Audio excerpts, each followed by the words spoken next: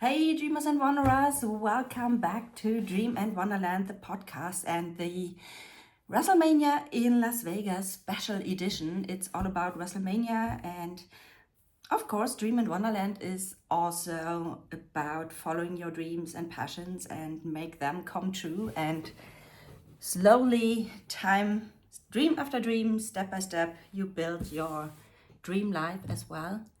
So, this is what Dream and Wonderland is all about. I'm Pia, your host and face behind Dream and Wonderland and everything that belongs to it. And yeah, so welcome to the podcast, to my YouTube channel, to my world. And you can see it here already. Las Vegas, Wrestlemania 2025. So I went to the superstore in Las Vegas and bought some merch. What else could I say? That somehow it belongs, or what belongs to each other belongs to each other, and merchandise for WrestleMania.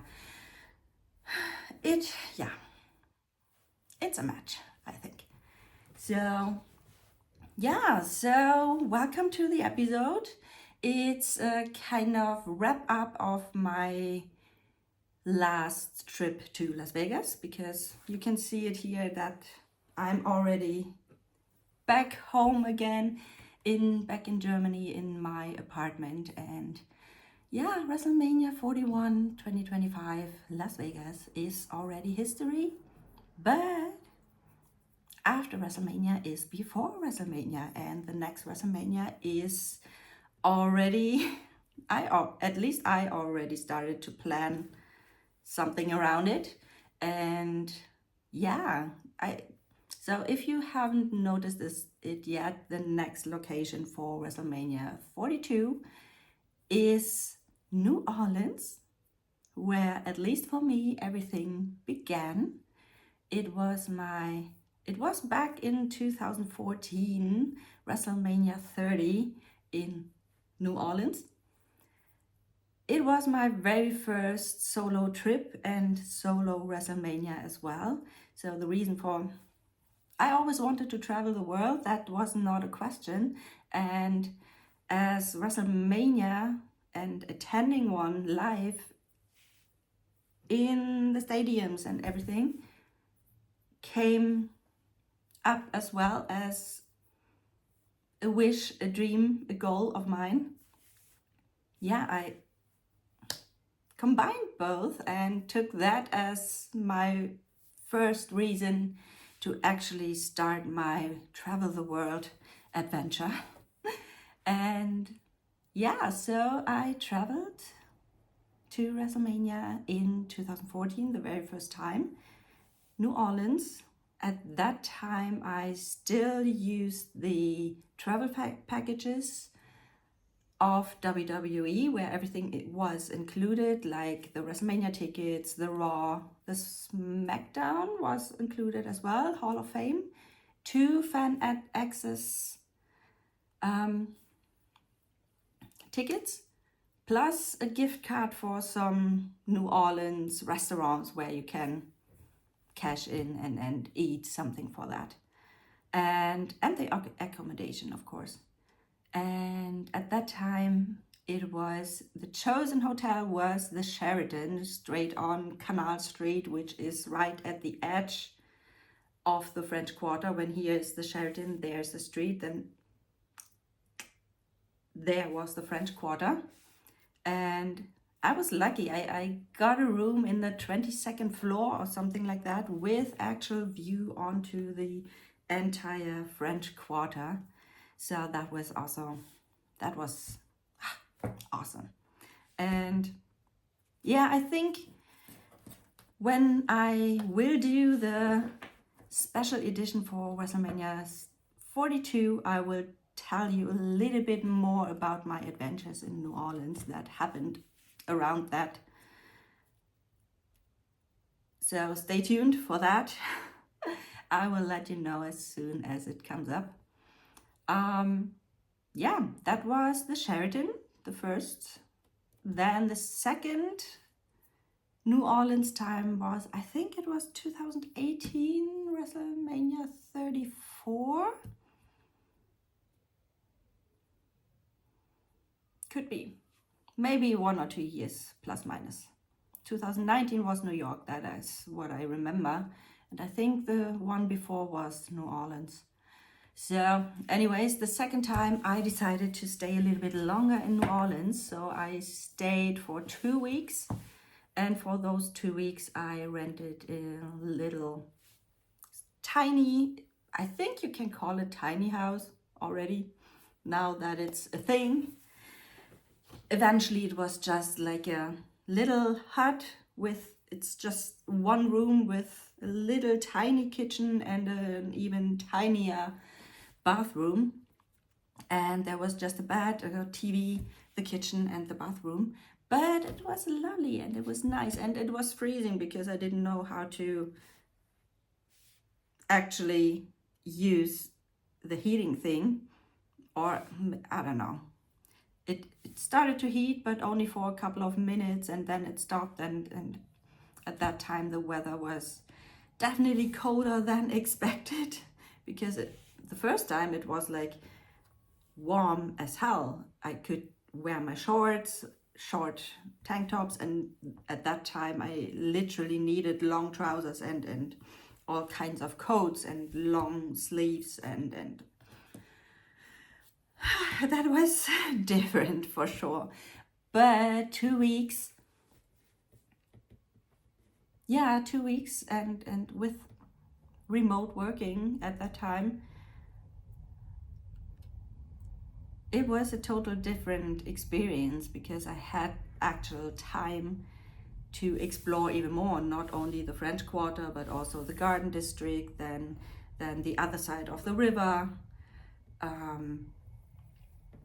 all kind of stuff. I literally had the time, and half of the day I needed to work, then the other half I could explore the city. So really, really awesome. And however, this little hut house thing was a little bit off the quarter, and I think it was like 10 minutes walking to the very outer edge of the French Quarter, which is okay, especially when you have the time and no stress or no pressure to be somewhere. However, it's a walk. It's definitely a walk, especially when everything that happens, like Bourbon Street, is even more 10 minutes down the Bourbon Street towards the river.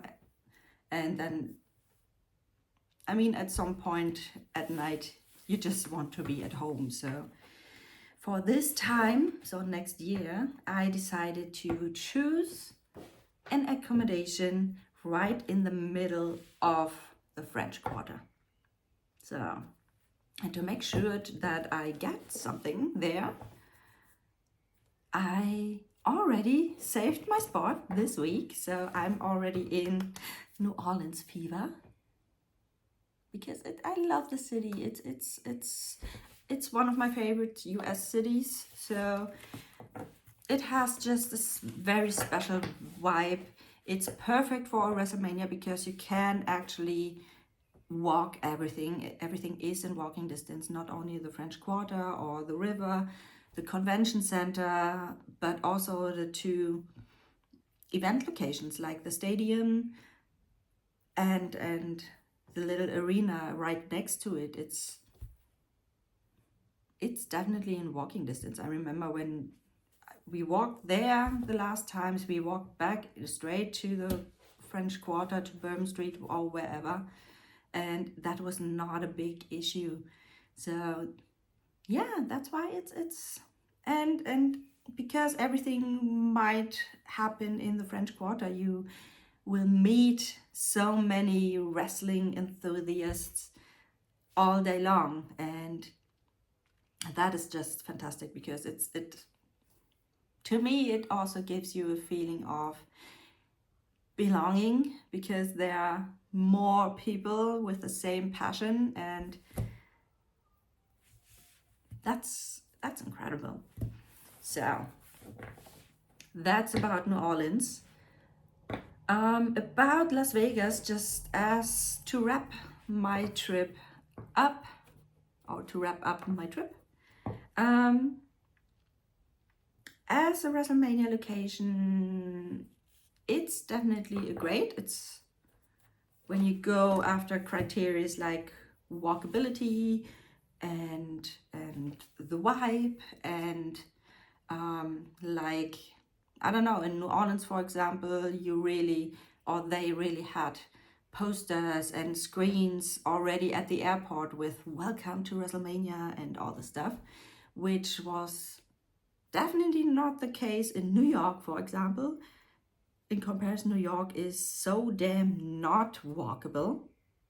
So it's my least favorite location. I have to say it's definitely not a favorite at all for me. But Las Vegas was the same. You arrived at the airport and the first thing that you saw was Las Vegas, WrestleMania 41, main event, Roman Reigns, John Cena, Cody Rhodes, all the guys were there.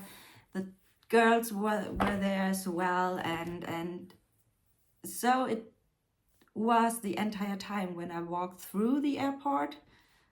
Also, when we drove from the airport with my driver that brought me to my hotel, then the entire strip was already covered by all kinds of big screens where they had all this WrestleMania stuff. And also my hotel, I mean, they had this, I think they had 30 to plus a couple of in the 50s floors, and on the entire wall of the building they had that size of a screen, and all the time were some kind of WrestleMania stuff blinking on there. Like, they also had a couple of events in the hotel as well. I stayed at the Palms. It's a little bit off strip, but even there they had all kind of events like Bloodsport and Palms Fest or something like that, with appearances of Natalia, for example, or Ric Flair, Motor Rawley. Not sure if he still calls himself that, but he is a former WWE superstar as well. Yeah, so from a WrestleMania location point of view, Las Vegas is perfect. It's nice, it's a great vibe. Due to the length of the strip, it's a long walk from stadium and arena to the convention center. However, you have the monorail, you have buses, you have Uber, if you like. It's doable. Also, due to the length of the strip and all the hotels, all people are spread over the city, at daytime you don't really see too many wrestling fans, at least not that they wear some t-shirts or that you can easily acknowledge or recognize them.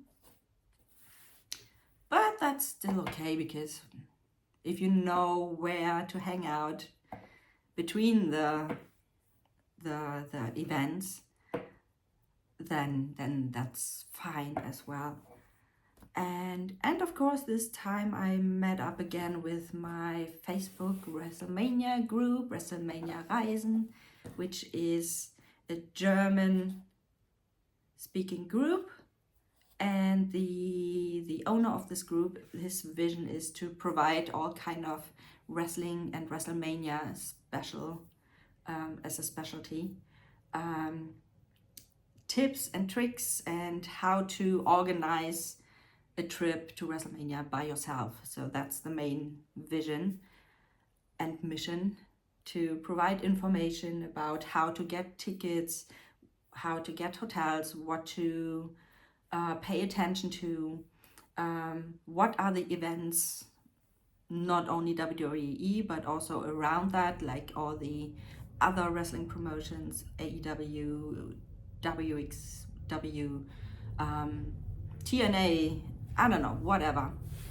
They really collect everything and give it to their members. And yeah, the cool thing is they also provide a platform where we could exchange and meet up. And so the last couple of years there was always a member meet up at the location, at the city, which was this time I attended last time, the first time in Philadelphia, and now the second time, and in between we had a meetup in Berlin for the Bash in Berlin, the very first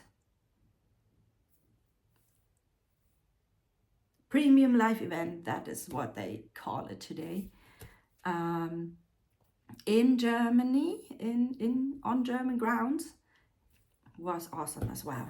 So yeah, so being part of such a group is even better, because you, even if you travel alone and maybe you don't like, other than me, don't like being alone all the time.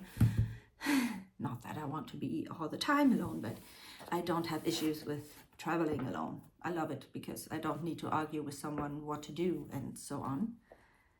But to have from time to time a little bit of company, and especially around any wrestling events where you really want to be with people who have the same passion, that's just fantastic. So little shout out to this group and its owner, Andreas Hafner, a lovely person. And yeah, if you're German and wrestling fan, feel free to join. I will put the link into the description box and the show notes as well. So feel free to join. And yeah, in regards of Las Vegas, you can do a lot of gambling as well. If you are into gambling, then this is definitely your place. If not so much, you could, yeah, I think it's good for staying a couple of days, for exploring everything, like the Fremont Street experience. It's a huge roofed street passage with, again, a lot of restaurants, pubs, bars, casinos, etc. But the roof as such is actually a screen as well, where they put all kinds of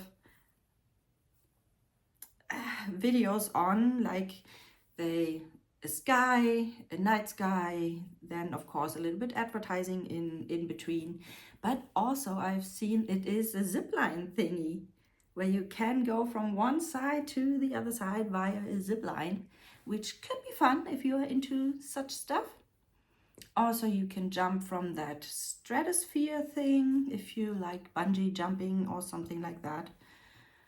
Skydiving is possible as well if you are into that. It's a little bit around the area, but it's possible.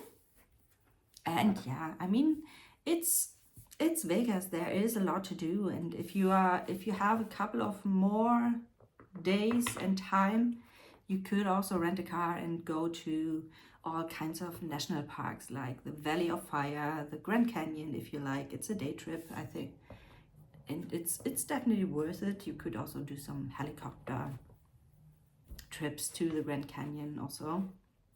Death of Valley, what is it called? Death Valley, right? That's the name. Is nearby than the Hoover Dam and Lake Mead, for example. Yeah, so this is possible. Downtown Las Vegas is near where the Fremont experience is.